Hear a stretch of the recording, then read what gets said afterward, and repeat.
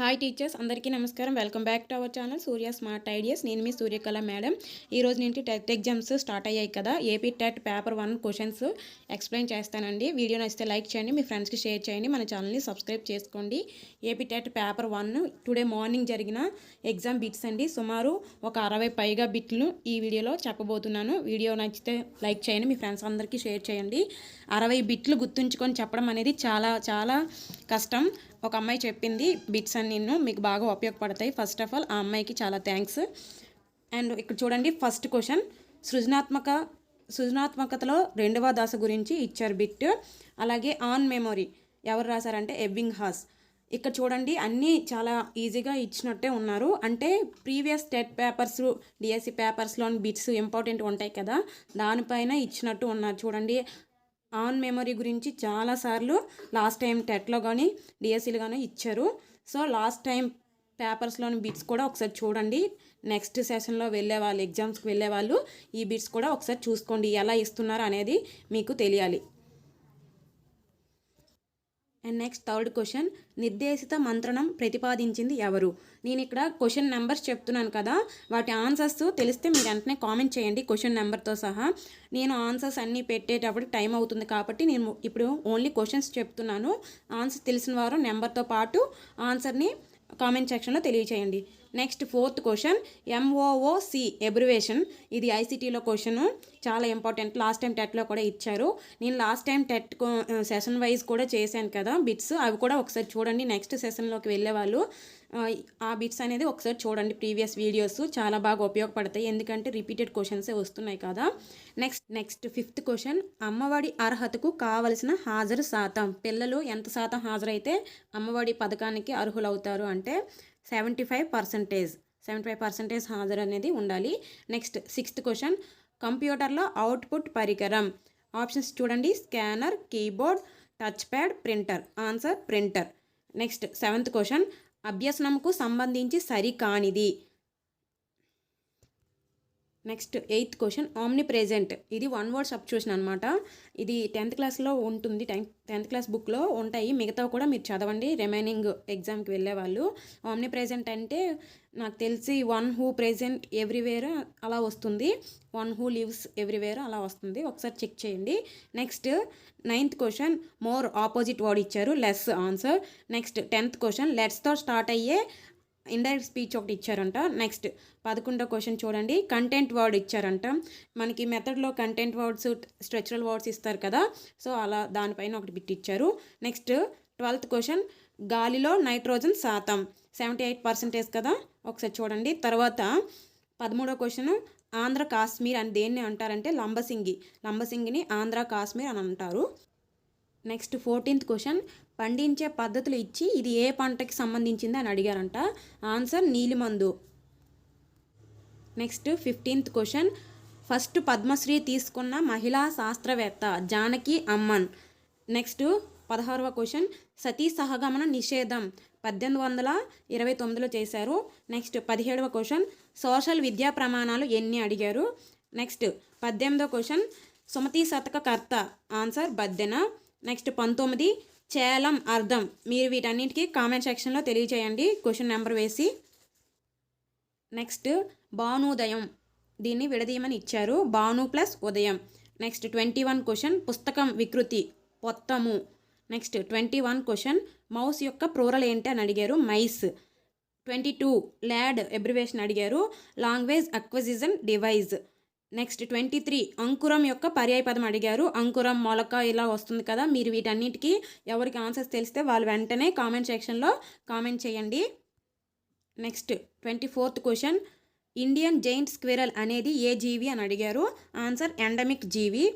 Next 25th question, అతిశయోక్త అలంకారం గురించి ఒకటి ఇచ్చారు బిట్టు. నెక్స్ట్ ఒకటి విగ్రహవాక్యం ఇచ్చారు, గాలి కొరకు ఇలా సంథింగ్ ఇచ్చి ఇది ఏ సమాసం అడిగారు, చతుర్థి తత్పురుష సమాసం.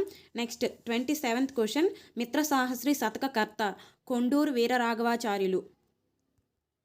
నెక్స్ట్ 28th క్వశ్చన్, పద్యం ఇచ్చి దానిలో ధర అర్థం అడిగారు, ధర అంటే భూమి కదా, ఆన్సర్ భూమి.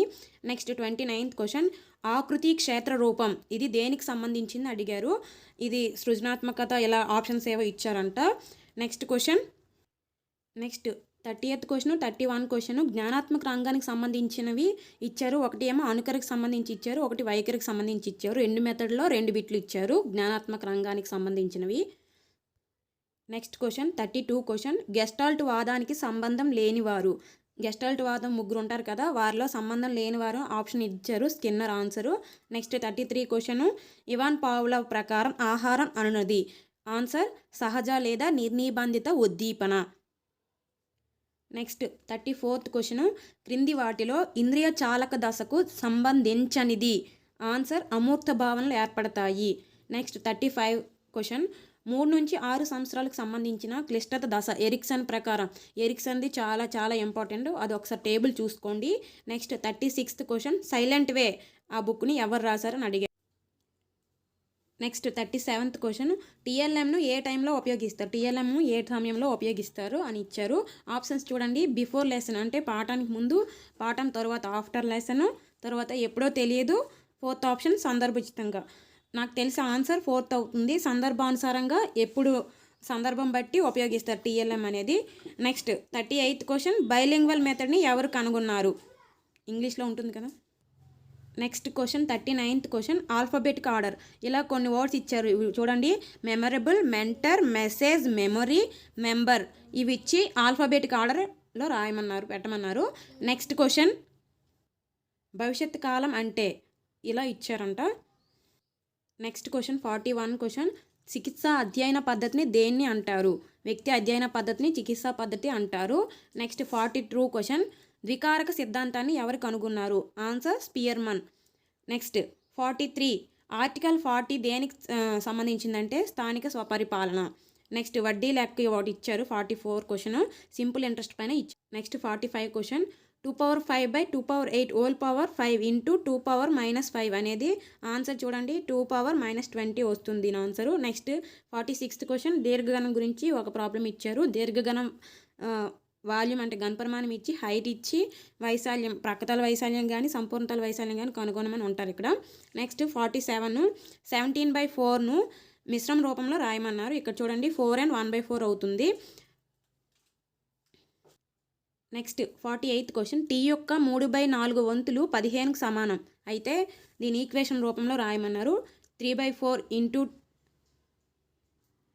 ఇంటూ టీ ఈక్వల్ టు 15 అవుతుంది దీని ఈక్వేషన్ ఫాము. నెక్స్ట్ 49 క్వశ్చన్ ఒక అడ్డు వరుసలో 5 చెట్లు ఉంటే n అడ్డు వరుసలో ఉండే చెట్ల సంఖ్య. ఆన్సర్ 5n అవుతుంది. నెక్స్ట్ 50 క్వశ్చన్ ఆర్టీఈ యాక్ట్ ప్రకారం ఎలిమెంటరీ విద్య ఏ క్లాసెస్ అంటే ఎలిమెంటరీ విద్య అవుతుందంటే 1 to 8th క్లాసెస్ ఎలిమెంటరీ విద్య అవుతుంది. నెక్స్ట్ 51వ క్వశ్చన్ పరుషాలు అని వేటిని అంటారు. కచట తపల్ని పరుషాలు అంటారు. నెక్స్ట్ 52 కాకతీయుల పాలనలో గ్రామ పెద్ద రెడ్డిని గ్రామ పెద్ద అంటారు. నెక్స్ట్ 53వ క్వశ్చన్ లింగ వచన విభక్తి లేనిది ఏంటి. అవ్యయం.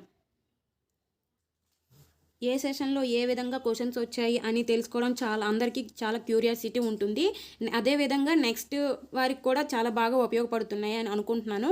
సో మీరు ఒక్కరే చూడకుండా అందరికీ షేర్ చేయండి. మీకు వీలైనంత వరకు కొంతమంది మీ ఫ్రెండ్స్కి కూడా షేర్ చేయండి. అలాగే నెక్స్ట్ సెషన్కి వెళ్ళబోయే వాళ్ళు ఈ సెషన్లోని తెలుసుకొని అంటే రేపు కానీ నెక్స్ట్ ఇంకా ఉంటాయి కదా సెషన్స్, వాళ్ళకు ఇవి చాలా బాగా ఉపయోగపడతాయి. ఎందుకంటే ఫర్ ఎగ్జాంపుల్ ఇక్కడ ద్వికారక సిద్ధాంతం అన్నది అనుకోండి, అక్కడ ఏకకారక సిద్ధాంతం, త్రికారక సిద్ధాంతం అవి కూడా ఎవరు కనిపెట్టారు అని ఇప్పుడు ర్యాండమ్గా మీరు చూసుకున్నారంటే ఖచ్చితంగా నెక్స్ట్ అవే బిట్స్ ఉంటాయి. సో మీరందరూ ఇలా చూసుకోండి. ప్రీవియస్ టెట్ పేపర్స్ కూడా చూడండి ఒకసారి, బాగా ఉపయోగపడతాయి. వీడియో నచ్చితే లైక్ చేయండి, మీ ఫ్రెండ్స్కి షేర్ చేయండి, మన ఛానల్ని సబ్స్క్రైబ్ చేసుకోండి. నెక్స్ట్ సెషన్ కూడా ఎక్స్ప్లెయిన్ చేస్తాను, అంతవరకు వెయిట్ చేయండి. Bye bye.